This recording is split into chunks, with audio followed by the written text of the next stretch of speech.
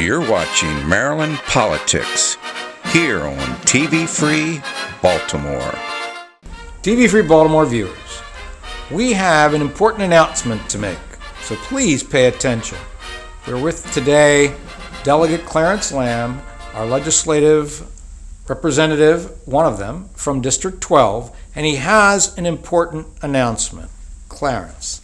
Well, thank you, Paul. I'm really pleased to announce that I am running for the State Senate to represent District 12. As many of your viewers know, Senator Ed Casemeyer has just a few weeks ago announced that he will retire at the end of this term. He's left a strong legacy of service to our community, and I'm running because I want to be able to continue to represent our community well in the Maryland State Senate, to be able to continue to work on issues that are important to our district, as I have for the last 4 years. This includes items like education, making sure that we continue to bring new schools here to Southwest Baltimore County and renovate the old ones that really need help, that we continue to work on transportation projects here in Southwest Baltimore County. We need to reduce commute times for people that are just trying to get to work, and improve our mass transit and highways here in the area as well. We need to continue to work on protecting the Chesapeake Bay and the environment that we have here in Maryland, because the Chesapeake Bay, we know, fuels so much of the economy here in Maryland, and that touches on the last part that I think is important too, that I want to look at. I want to make sure that we continue to foster job growth here in the state of Maryland. There are many things that we've done over the last 4 years that I think have continued to help us grow our economy, but we need to continue to do more. And so that includes addressing healthcare issues. Those issues are near and dear to me as well as a physician, and I'm happy to talk more about any of those areas, because I think those are important for our district, and I want to make sure that we continue to carry on that legacy of service that Senator Casemeyer has done so well for our community here. And what do you see as those specific issues that affect District 12? So, I think there are a few specific issues that really come to mind when we're at voters' doors. So the first one I would say is education. In the last few years, our statewide ranking compared to other states across the country has actually slipped a few notches. So when you look at 5 years ago, Maryland was number one when it came to education of all the states in the country. Currently, we're number 5, I believe. We slipped over the last few years downwards. I think the challenge is that we have rising enrollment in a lot of these school districts. We have aging infrastructure, which I think the folks here in Southwest Baltimore County are acutely aware of. And we need to potentially put more resources to invest in the future, and that means making renovations to schools and putting new schools up, making sure that classrooms have adequate resources, making sure the classrooms are comfortable for students, making sure that students that really need additional help, that have special needs, that have disabilities, have those programs available to them. We need to raise everyone up, not just the cream of the crop, but everyone needs to be risen up. And so education is really a core issue, and that is the case across both counties. I think it's a real priority for folks, not just K through 12, but also higher education, which I'm happy to talk more. Well, let me ask you a little bit about the education, because I don't want to jump to another topic yet. Sure. What is your position on charter schools? So charter schools, I think, are a good mechanism to also allow communities to build their own type of school. And so we have charter schools in Maryland because it's a recognition of the fact that, they can be really connected to their communities. And I think that is a real benefit that we see from charter schools. So I understand the need for charter schools because, I think communities can have more input there. But I also want to make sure that our K through 12 public schools have adequate funding, have adequate resources, and are firmly supported to make sure that students get a high-class, real quality education, regardless of whether they're at a K through 12 public school or a K through 12 charter school. Right. And I think we've done that here in the state. Well, did you want to say anything more about education right now? No, I think we pretty well covered Okay. it. Okay. Well, what's the next thing you see as a big issue for District 12? So I think the next thing that's a big issue for District 12 is transportation. There are tremendous transportation needs here.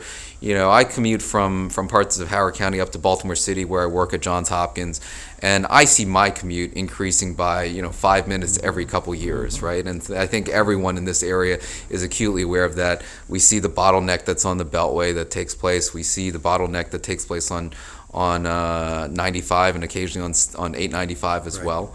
And so, we need to look at all options when it comes to transportation. I know there's been an effort afoot to, put additional lanes that are being proposed on the Baltimore Beltway. And that's one part of the solution.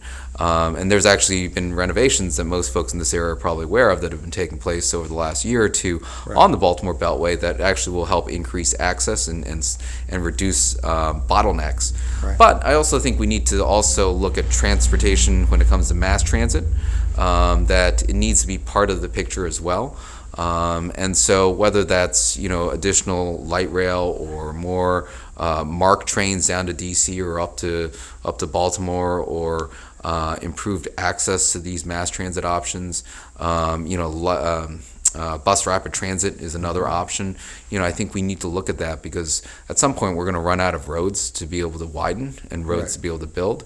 It's not cost effective, for example, to put a second deck over the Baltimore Beltway. And at some point there's no more real estate to build to the side, right? And that's why, the new proposal is to actually take up some of the shoulder space to, put that extra lane in. That raises some issues too in terms of safety and cars breaking down, et cetera. But, we're going to run out of real estate. And so, mass transit does need to be part of that equation, when we look at the transportation picture here in the state.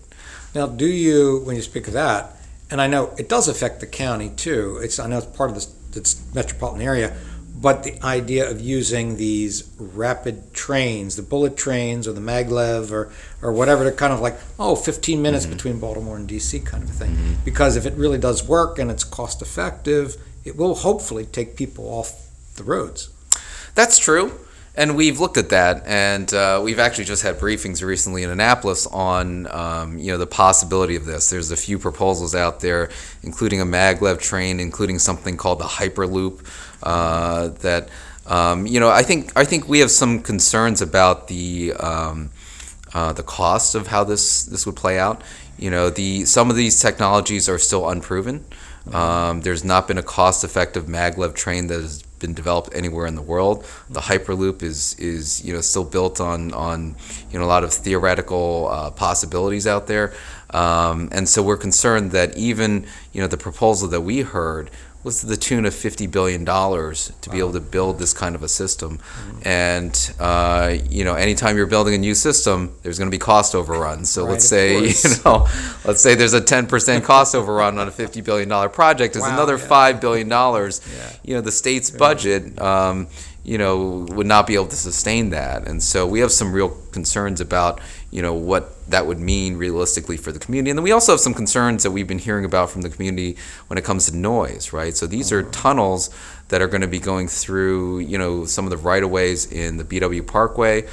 Some of them are going to be underground, but some of the proposed, routes are actually taking them above ground.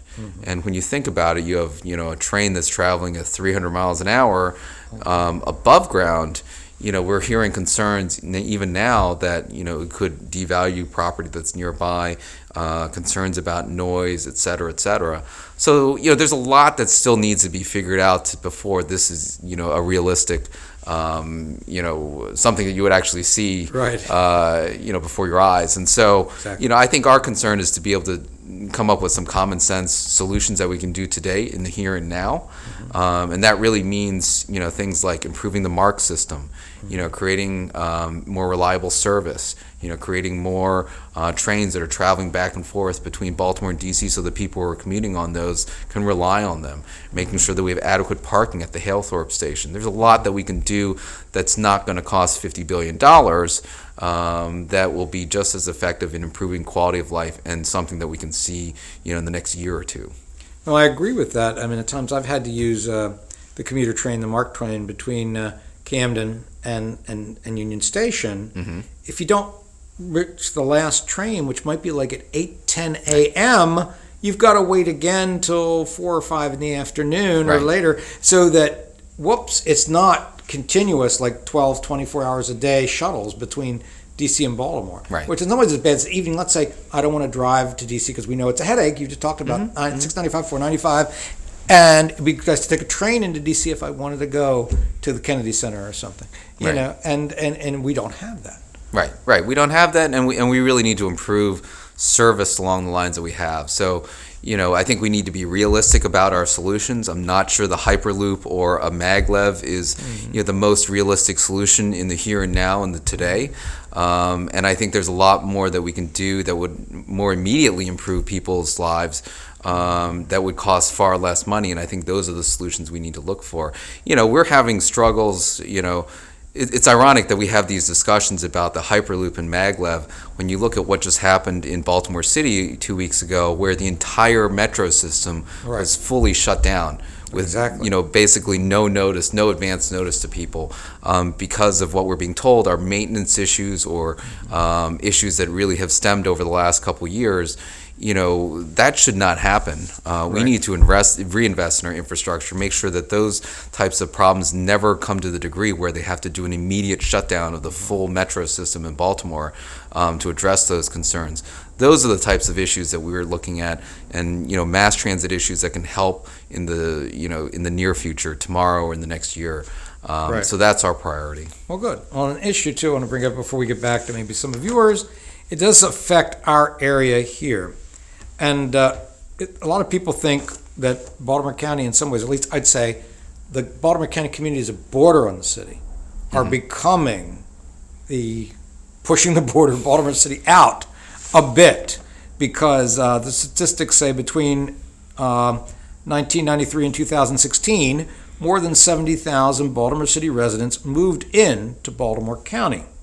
But during that same time period, Baltimore County lost $2.63 billion in annual adjusted gross income, despite the fact that the population grew by over 11,000 people. And add to that Kevin Kamnitz, who wants to be governor, attempted to use $30 million of the county taxpayers' money to build low-income housing in stable middle-class neighborhoods like Towson. And the final point there is also, in the last 10 years, a growing number of houses in Baltimore County have become vacant for the first time since World War II. That may be Lansdowne's number one problem, in fact.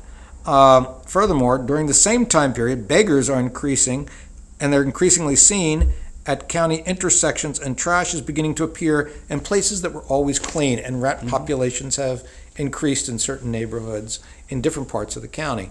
And so what do you have to say to that?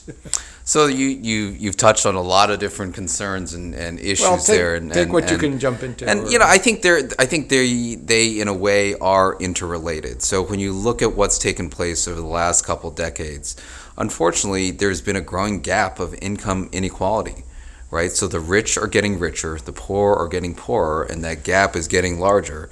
And that's a problem, I think, for not just our community, for our state, and also for our country. These are national trends that we're seeing.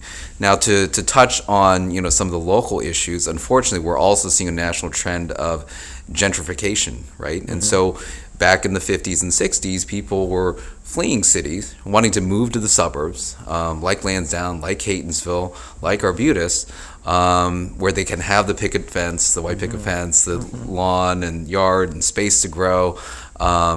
And then coincidentally, now everything is cyclical. So now we seem to be in a period where folks are wanting to move back in the city, right? That's where all the younger folks want to go. They want to have the nightlife. They want to have the mall nearby, restaurants, etc. And so you're seeing folks move back into the city too. Those trends, along with the fact that income inequality is growing, means that even though our people are still coming into Baltimore County, a lot of people are also leaving to go to more urban areas that have higher density.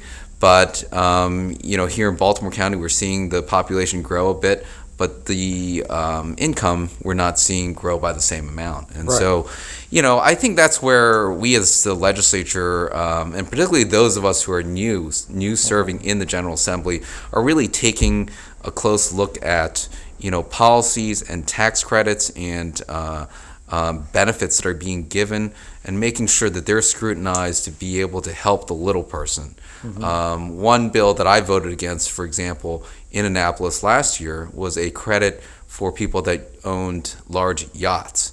And so, that was something that in the end passed through the legislature, but I voted against it because I recognize that here in this district, most folks are not owning the $2 million yacht that's sitting out in the Chesapeake Bay. And that's a tax credit that's going to people that don't really need it, that really folks that are living here that are struggling to get by, that really need help, locally in their communities, don't get it. That's money that's going out the door from the state that really could be used to benefit people locally, the hardworking people that are in real need. And so, that's where I think bringing a fresh perspective to the legislature with so many new folks that are not not necessarily used to the way things have always been done, right? And are willing to take a closer look and scrutinize some of the new policies that are coming down, and not necessarily always falling into line, but wanting to serve their community, or taking a closer look at, bills like that to make sure, is that something that's really helping my community, or is that something that's not? Right. I mean, along those lines, because you brought that up about housing, and we talked about it a little off camera, was that some of the ideas of vacant housing, at least in the case, could be, for example, that Maryland is the only state that has both, the inheritance tax and the death tax. And how you feel about it. I know that at the federal level they try to do something, or maybe even at the state level too, about the estate tax. But those two taxes could allow people like myself to not afford my parents' home, and then you'll have another vacant house to deal with. Right. So what are your feelings about that kind of way of helping people to maintain property or inherit property? Because with the aging of our population, you're going to have more of the children inheriting or taking over a lot of property, and they may not be able to sustain those properties. Right. So what is your feeling on that issue and about those tax issues? So I think those tax issues bring up important points, and I think we do need to take a close look at that, because we have to reinvest in our communities. We have to help people who are struggling to get by, and we have to help people who are aging in their communities and also want to age in place. And so, when it comes to those issues, we do need to step up and provide some help to people who want to stay in their homes, who want to stay in their communities, and who want to stay in the state of Maryland. When I'm canvassing, I do hear of folks who are concerned about having to retire in a different state and move south because, A, the weather's better, but B, they're concerned about, being able to sustain their living here. And so, we don't want that to happen. We want people to love to be in Maryland. We want people to continue to be in Maryland. We want people to grow old and, stay with their families here in Maryland. That's why we're looking at policies like being able to age in place, which I mentioned earlier. Right. I think there are real benefits that we can provide. For example, for people to modify their homes to receive some kind of a tax credit or a deduction or a benefit, for folks to, for example, widen their doors so that if they want to stay in their homes and they may be in a walker or a wheelchair later, that, if you have that 36-inch wide door, that you can do that you can have benefits for people who, if they want to stay in their homes, can modify their homes to include guardrails or handles or railings, for example, in the shower, and to basically there are a lot of different things that you can do to improve aging in place, like removing steps that are going up to the front door. And there are some counties have actually put into place tax credits that will allow that to happen. These modifications do need to take place because people are getting older. We're having an aging community, and people want to stay in their homes longer. And we know that that's actually the best place for people to stay. I think if given a preference, people would rather be at home than at a nursing facility that's unfamiliar to them and that doesn't quite feel like home to them. It works in my case because my parents and I are living together, and they were able to stay in their home because I'm there. And my mother's 95 and my father's 94. And I wouldn't want to see them in some of the nursing homes we've seen other relatives be in. Right. And they're not the type of income earners that can afford a place like Charlestown or Oakcrest. Right. So, and that's a good portion, I think, of the aging population. They were the working class. My father worked for General Motors. Right. That kind of thing. You have people who worked for Bethlehem Steel, all these people that, don't want to lose their properties. I mean, one of the things is I know they haven't built all these things. They're planning down where Sparrows Point used to be. But all those cottages that they had built for the people who worked at the plant have all been leveled. Yeah. And they could have been saved for small families, or at least part of them. And there's nothing there yet. It's like I can say, well, we're going to get rid of this because we're replacing it with this. Right. But that's not happening. Right. That's not And happening. so And I've been to Sparrows Point. I saw that, it's just a lot of leveled space there. And so that's part of this whole theme is like, how do we maintain a strong middle class environment? I think that's our goal. That's really the goal of the District 12 team, is to really help the middle class, improve our quality of life, get people to stay here in our communities, because I think that's where people want to be.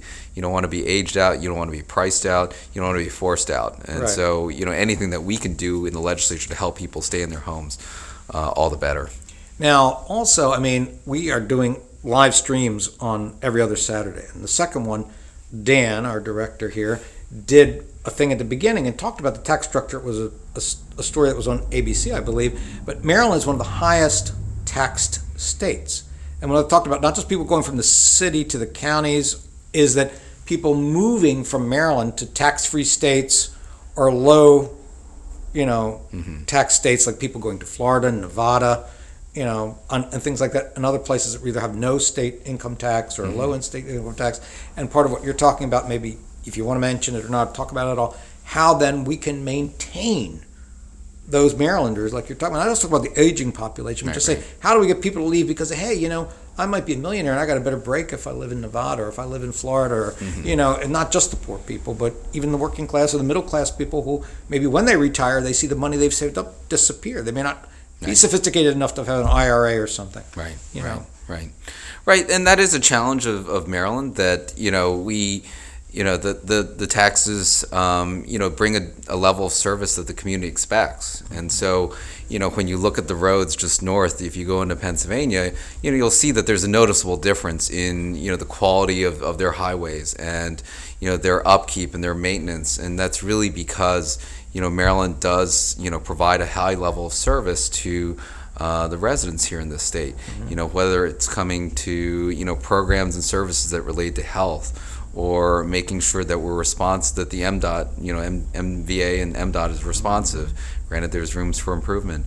Making sure that we, continue to protect and clean up the Chesapeake Bay. The Chesapeake Bay's, the health of the bay has been improving, but that's not, improving without, assistance from the state. And all of those, and also education, right? There's a reason that Maryland is, or was, number one when it came to our public school K through 12 system. And that's through investments of, our hard-earned tax money to those types of programs. And so, we here in Maryland, I think, expect a lot. And we want to make sure that as a state, we continue to use that money effectively to give everyone that highest level of service. Because, that's, I think, our responsibility in the legislature, and then particularly on the House Appropriations Committee. We ask those hard questions of every single program, every health program, every housing program, every aging program, because that's the subcommittee that I serve on. Right. How is this actually helping people? And is it really helping the people that are in the most need? Right? Are they helping people that are struggling to get by, that are not the yacht owners, but are the ones that, can't put food on their table? Or that there are, job opportunity development programs, that there are apprenticeship programs, that there are, economic development programs to help small businesses. Everything is anytime you're dealing with money, it's a balance, right? It's making sure that you're getting a good value for the money that you're spending. And I think Marylanders are getting a good value, but they do have to contribute into that system to do that. And that's what the challenge is. We don't want people fleeing the state. But I think, comparing Maryland to other states, you see a real high level, high quality, number of programs and services that are being offered that you just aren't finding elsewhere. But we need to stay on top of that as a legislature and make sure that things like our education, our K through 12 school systems aren't slipping in any way. I think, for us, for the District 12 team, speaking on behalf of Senator Casemeyer, Delegates Hill and Ebersol and myself, we have served the community well over the last 4 years. Senator Casemeyer even longer. We know this community. We want to continue to serve this community because we know that there's still a lot of things that are left undone, that are unfinished business. We want to continue to improve higher education. We want to make sure that we fund our public school system, that we build new schools, that we renovate the ones that we need to, that we address our transportation needs here in Southwest Baltimore County, that we continue to protect the Chesapeake Bay for the treasure that it is. There is still a lot of unfinished business when it comes to addressing income inequality, Right. economic development, helping small businesses grow, because the vast majority of businesses here in Maryland are small businesses. Right, exactly. And so we need to pay attention to them too. There are a lot of needs there. And so in all of those ways, we think we've done a lot for the district. There's so much more that we can do, that we are really motivated. We're gung-ho, we're new, and so we're active, we're energetic, and we're excited to be able to really make an impact for our local communities. And that's really the beauty of the Maryland General Assembly for all of us, regardless of what's going on with elections and campaigns. I think all of us come to the table for the right reasons, because we want to serve our communities. And I've seen that firsthand in the legislature, and I'm charged up and energized to be able to look forward to serving for another 4 more. And so, I want to make sure that we, continue to work as a team together to represent our district. We have a strong working relationship, and we're going to work collaboratively to help all of the residents in this community. Okay, great. Well, I want to thank you for being here today. Thank you, Paul. You're welcome. Pleasure. Nice to be here. Folks, that's the end of the edition here of our Maryland Political Show.